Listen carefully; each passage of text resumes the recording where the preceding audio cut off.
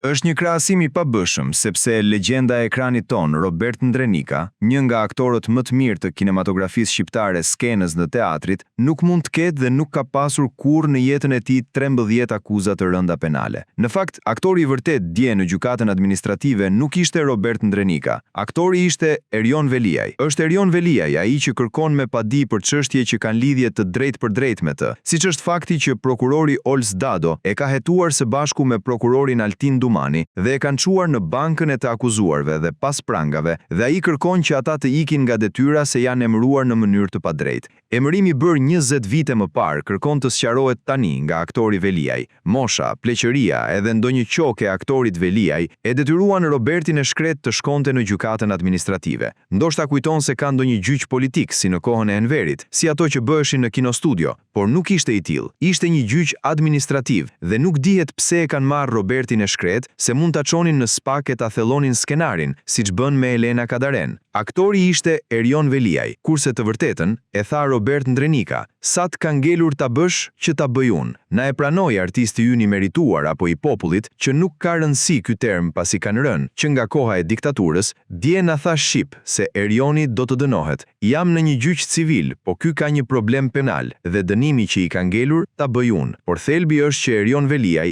ende nuk e ka marrë dënimin dhe prej 10 muajsh shtyn gjyqet. I di provat dhe faktet që ka spaku, I di mjaft mirë, ndaj dhe e shtyn pafundësisht se do të kap afatet që të lirohet. Bën veprime me gjykatën administrative që të bëjë të pavlefshme aktet që të lirohet. Aktori Erion Veliaj dje puthi të korruptuarin Robert Ndrenika, por në fakt 13 akuza I ka I pari. I dyti ka një emër të mirë si një aktor I madh, por në pleqëri I keq përdorur. Nuk e kursyen, nuk u mjaftuan me Robertin me veprën dhe punën e tij. Nuk I kurseu këto aktori Erion Veliaj dhe e ekspozoi të korruptuarin Ndrenika, nga qoka që fillojnë nga shembja e teatrit dhe përfundojnë te shlyerja pasi e marr peng në seanca të tilla të turpshme gjyqësore, ku emrit tënd të bardhë dhe të madh I vë një njoll të zezë.